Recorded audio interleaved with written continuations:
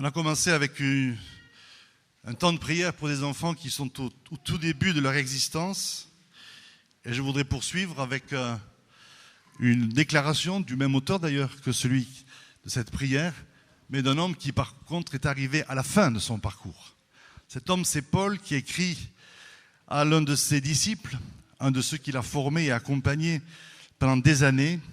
Cette déclaration qui, pour beaucoup d'entre nous, est une déclaration qui a du sens, qui est peut-être le désir de ce que l'on aimerait nous-mêmes dire à la fin de nos parcours respectifs. La voici, cette déclaration. « J'ai combattu le bon combat », c'est dans 2 Timothée chapitre 4, le verset 7. « J'ai achevé la course, j'ai gardé la foi. Désormais, la couronne de vie m'est accordée. » Une déclaration en forme d'épitaphe quelque part, qui exprime la satisfaction de Paul d'avoir fait le parcours qu'il a fait, d'avoir fait les choix qu'il a fait. J'ai combattu le bon combat, il a fait de bons choix, il a pris de bonnes décisions, il ne semble pas avoir perdu son temps, il ne semble pas avoir tourné en rond, et il dit maintenant j'ai achevé la course. C'est vrai que Paul est à la fin de sa vie, il le pressent, et sa vie se terminera malheureusement par un martyre. Il le sait aussi, et pourtant il n'a pas un sentiment ni d'échec, ni de découragement, il a plutôt un sentiment de réussite, un sentiment d'accomplissement. Et cette parole-là, elle me parle parce que peut-être que moi aussi j'arrive quelque part de plus en plus près de la fin. Comme beaucoup d'entre nous, j'ai jamais été aussi vieux qu'aujourd'hui. Et donc on réfléchit à nos parcours et on se dit, mais en fait ce qu'on souhaite, c'est vraiment que nos vies soient remplies de sens. Non pas d'activité, non pas de succès d'une manière éphémère ou en tout cas juste médiatique ou je ne sais quoi, mais que nos vies soient remplies de sens. Nos vies soient remplies de signification, de joie. Et c'est ce qu'on entend chez Paul quand il dit cela. Alors, je voudrais nous encourager. Parce que la parole de Paul, elle n'est pas que pour lui, cet homme assez extraordinaire, c'est vrai, dans son parcours et dans sa vie, mais elle est pour chacun d'entre nous. Et à la fin de cette année scolaire, de travail et d'études, à la veille de ce temps de vacances, je voudrais poursuivre peut-être ce qu'on a vu tout au long de cette année, dans le sens de cette prospérité intérieure, de ce sentiment d'accomplissement intérieur en encourageant chacun d'entre nous. Cette parole de Paul, elle peut devenir la nôtre.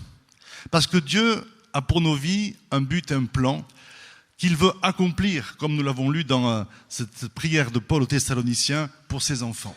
Et c'est ça qui va donner du poids, c'est ça qui va donner de la valeur à notre existence. Dieu est celui qui, quand il commence une œuvre dans une vie, dans une histoire, l'amène à son plein achèvement. Et je voudrais m'adresser à tous ceux qui ont un sentiment d'inachevé, un sentiment d'être passé à côté, un sentiment parfois d'avoir raté le coche, de se dire mais j'ai pas été jusqu'au bout de ce à quoi Dieu m'appelait.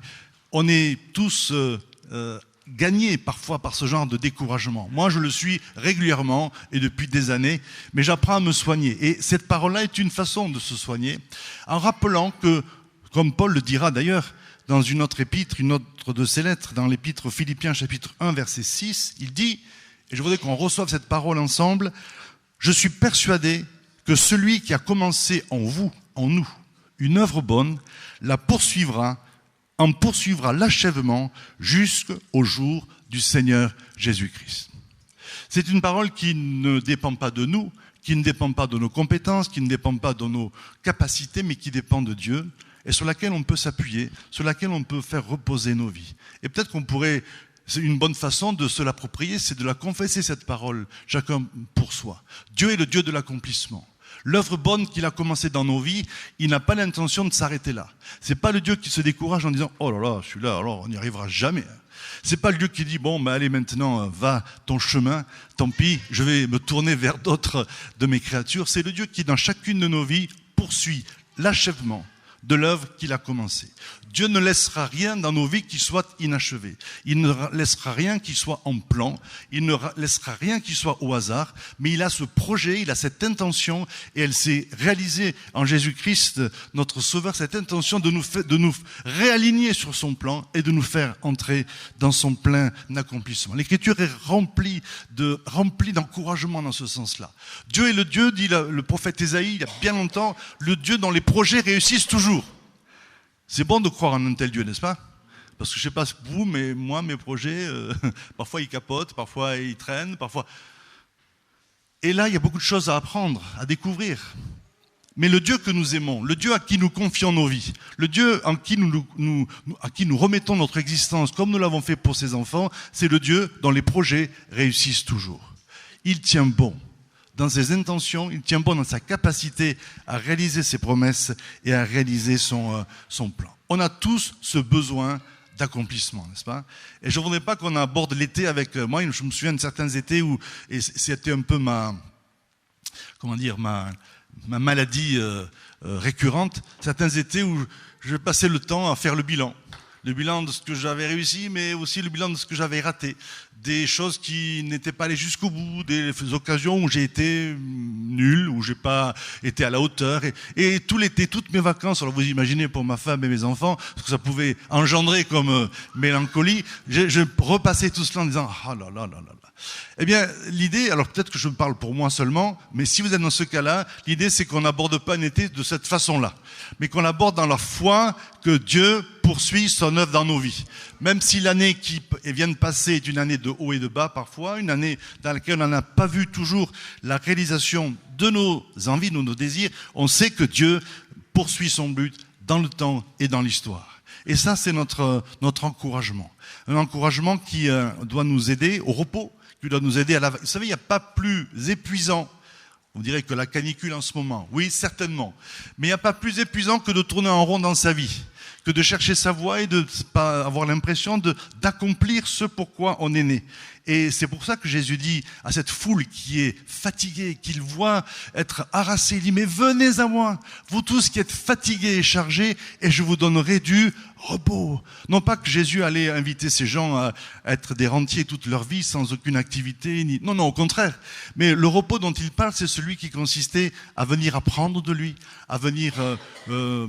mettre en pratique sa parole, à venir se confier en lui et du coup à reprendre le sens de leur existence. Quand on vit pour rien, on est harassé. Vous savez, quand une journée s'est écoulée et qu'on a eu l'impression de parer parfois aux urgences, comme cela, sans avoir pris le temps de réfléchir, de penser, parfois la journée nous semble un peu gaspillée, le temps a passé et on a l'impression d'avoir perdu son temps. C'est fatigant.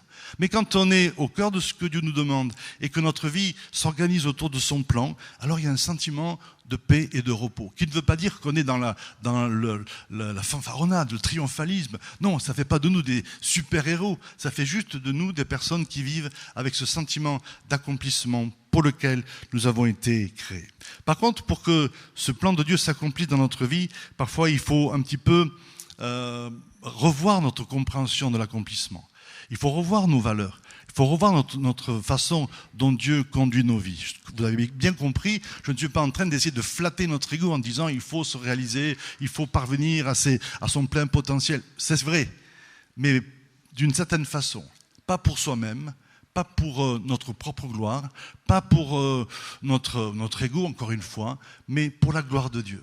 En fait, ce qui va donner du sens à notre vie, c'est quand toute notre existence, quelle qu'elle soit, dans ses aspects les plus visibles, les plus secrets, les plus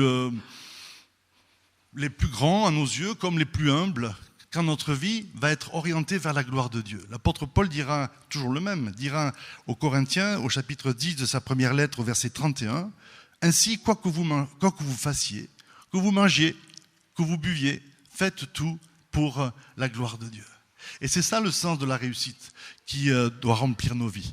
Nous ne vivons pas pour nous-mêmes, nous ne vivons pas pour réaliser nos buts, nous ne vivons même pas pour nous réaliser nous-mêmes, nous vivons pour la gloire de Dieu. Et ce faisant, alors oui, nous nous réaliserons, oui, nous accomplirons, et oui, nous aurons ce sentiment de succès et de bénédiction.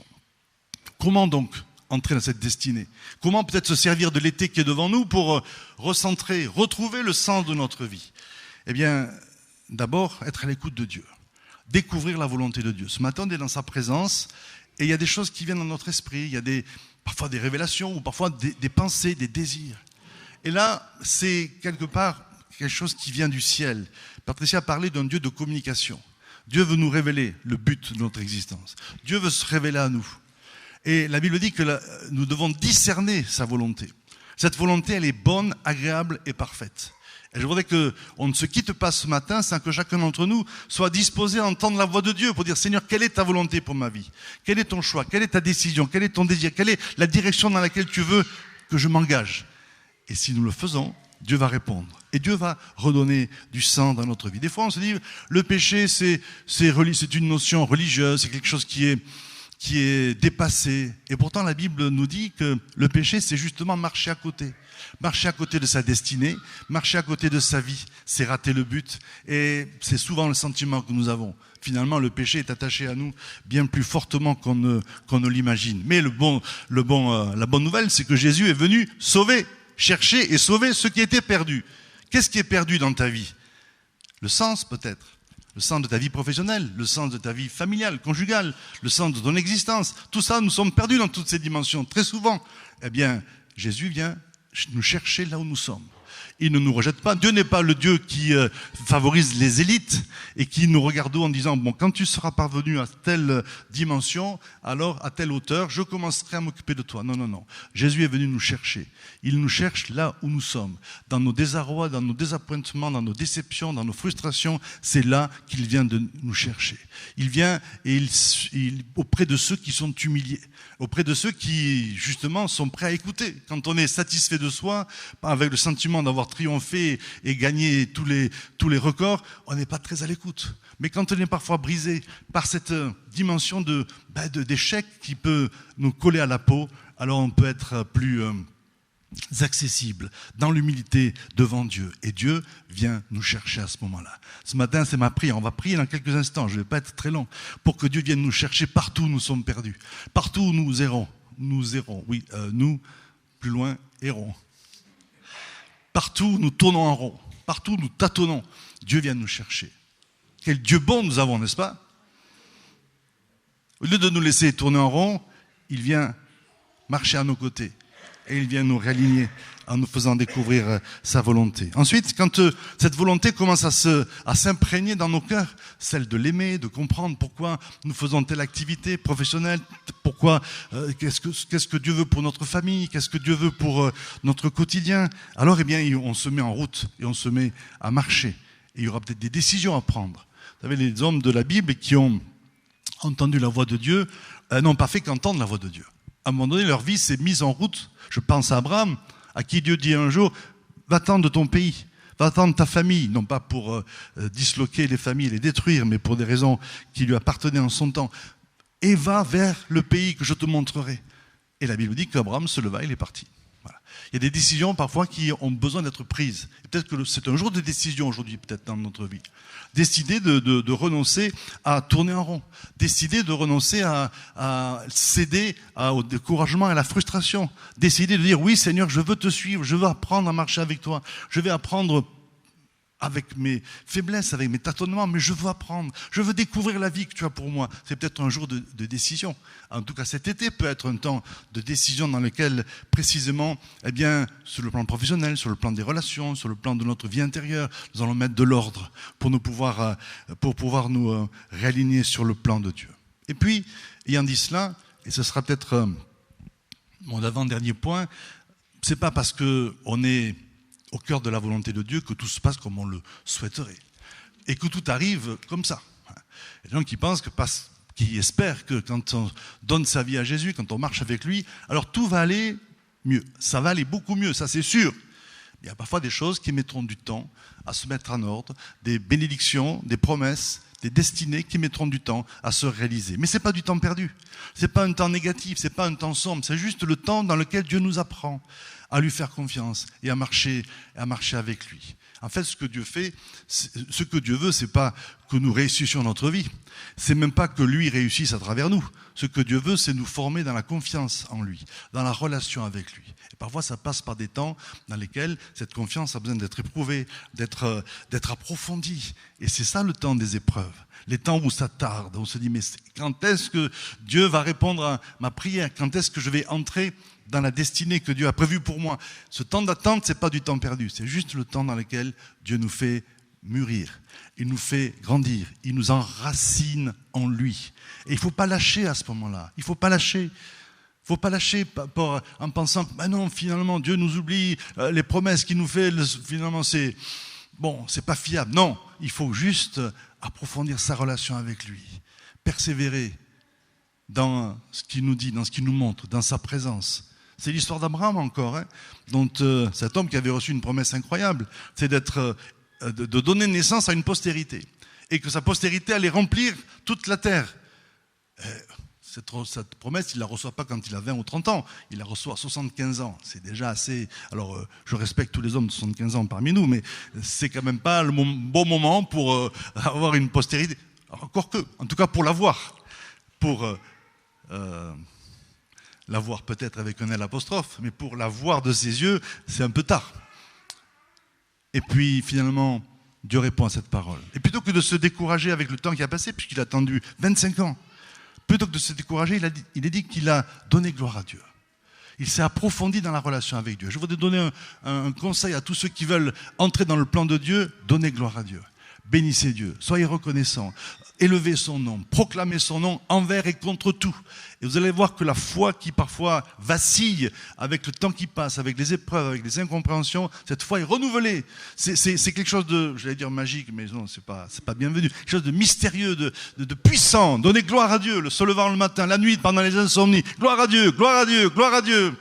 C'est pas un truc, C'est pas une formule magique. C'est juste tourner son être vers Dieu, vers sa présence. Merci Jésus. Merci Seigneur. Gloire à ton nom. Et là, tout d'un coup, ce qui est ténébreux, ce qui est sombre, ça disparaît et la lumière vient.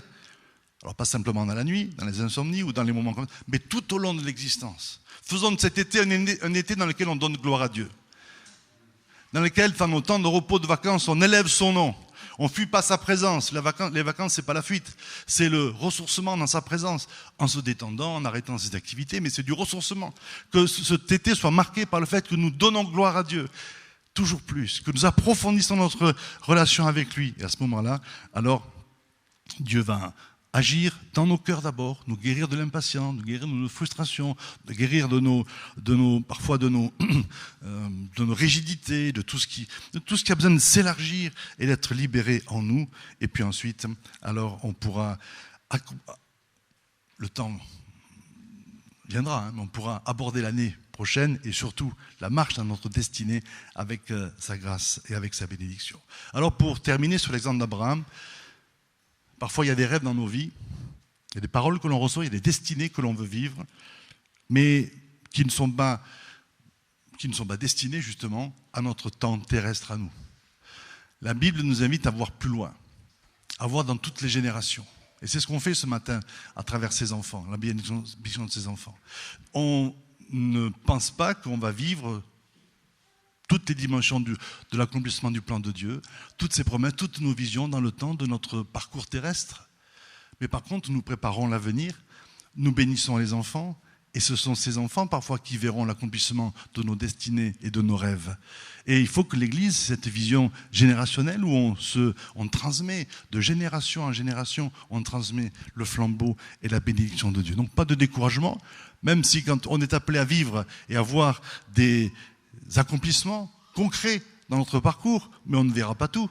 On ne verra pas le Gers entièrement, nécessairement, tout le Gers en feu pour Jésus, avec des lieux de vie, de grâce dans lesquels, sur le plan des églises, sur le plan de l'économie, sur le plan des finances, sur le plan de ce territoire, eh bien, la bénédiction sera entière.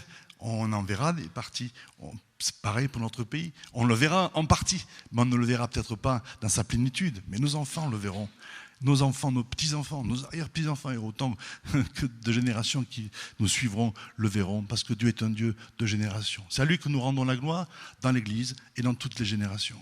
Et ça nous repose, parce que Dieu construit notre histoire dans le temps et dans les générations qui suivent. Alors on va simplement, je vous invite à prier pour que cet été soit un été fructueux, dans lequel tout ce qui en nous est perdu, éventuellement, soit sauvé, retrouve du sens. Que Dieu nous parle pour dire, voilà, j'attends de toi que tu fasses cela, tu t'engages dans ce domaine, tu changes d'attitude, de pensée dans tel et tel domaine, et que nos vies se réalignent sur sa volonté, et qu'ainsi on trouve toujours plus le sens et la saveur que Dieu veut donner à notre existence. Est-ce qu'on peut prier dans ce sens-là? Et si vous êtes concerné par cela, alors bien vous vous joignez dans la foi. Et puis, on croit que Dieu agit pendant ce temps parce que Dieu veille sur nous. Il nous a créés pour un but et il veut accomplir ce but à travers notre existence. Seigneur, nous sommes devant toi avec ce que nous sommes, de ce qui est beau parfois, et de ce qui est parfois sombre, difficile. Nous sommes devant toi avec nos joies, mais aussi avec nos désillusions, avec notre découragement aussi. Mais nous sommes devant toi.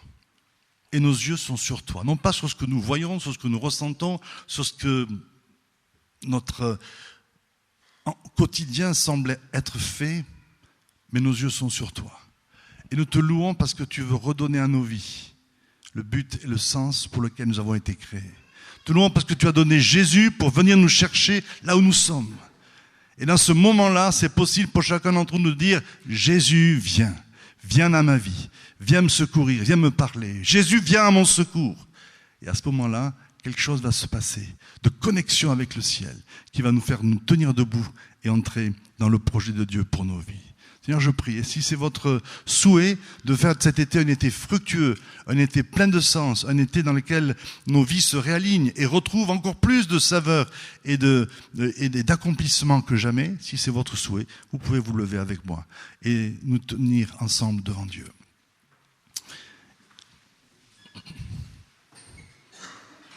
Et le Seigneur voit l'élan de nos cœurs. Nous comptons nos échecs et nos réussites. Lui, il nous voit à travers son amour, à travers son intention positive, son dessein bienveillant. Il ne juge pas, il ne repousse pas, il ne montre pas du doigt, il ne souligne pas nos failles ou nos fragilités, mais il nous regarde avec un regard bienveillant. Son dessein est bienveillant, son regard est bienveillant. Et je vous invite à accueillir ce regard bienveillant du Seigneur. Parfois, tu as été sévère avec toi-même et sévère avec les autres, mais aussi sévère avec toi-même, découragé, sans perspective. Et le Seigneur t'invite à non pas privilégier ce regard sur toi, mais à accueillir le regard de Dieu. Un regard de bienveillance, un regard de grâce. Un regard qui ne rejette pas, qui ne méprise pas, qui ne juge pas, mais un regard qui accueille, un regard qui enveloppe de tendresse, d'amour, d'affection, un regard qui nous fait vivre. Seigneur, que ton regard se porte sur chacune de nos vies, pour tous ceux qui t'invoquent maintenant, et que nous soyons capables les uns et les autres d'accueillir ce regard. Pas simplement l'espace de quelques secondes comme maintenant, mais tout au long de cette vie. Peut-être que pour certains, c'est un choix, une décision de vie, d'accueillir ce regard de Dieu sur votre vie à partir de maintenant, peut-être pour la première fois, à partir de maintenant, et pour les jours qui viennent. Dieu va vous accompagner sur ce chemin. C'est une bonne décision, c'est une bonne orientation. Seigneur, merci. Merci maintenant de venir soulager nos cœurs, nos pensées, nos émotions, de tout ce qui peut les harasser, de tout ce qui peut peser, de tout ce qui peut meurtrir, de tout ce qui peut affaiblir. Seigneur, viens maintenant, par le souffle de ton esprit, soulager nos cœurs et nous donner, ôter de nous le fardeau qui pèse et mettre en nous ton fardeau doux et léger, ton joug à toi, ta présence, ton repos au nom de Jésus. Après avoir accueilli le regard de Dieu, nous accueillons son repos, son bien-être. La bienveillance de Dieu nous amène dans le repos. Elle nous amène dans la reconnaissance, dans la joie, dans sa présence. Ça, c'est la bonté de Dieu. Nous t'accueillons, Seigneur. Et nous croyons que tu es à l'œuvre. Merci pour tout ce que tu redresses. Merci pour tout ce que tu réalignes. Merci pour tout ce que tu relèves. Merci pour tout ce que tu rends digne. Merci pour tout ce que tu encourages, que tu reconstruis au nom de Jésus. Amen.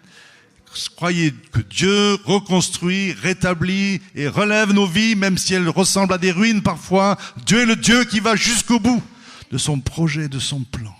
Il nous relève et nous nous tournons vers lui en lui donnant gloire, gloire, gloire, gloire, gloire, en l'aimant, en l'adorant, en l'admirant, tellement il est grand, tellement il est bon, tellement il est plein de compassion. À lui nous donnons la gloire pour les siècles des siècles, en Jésus-Christ. Amen.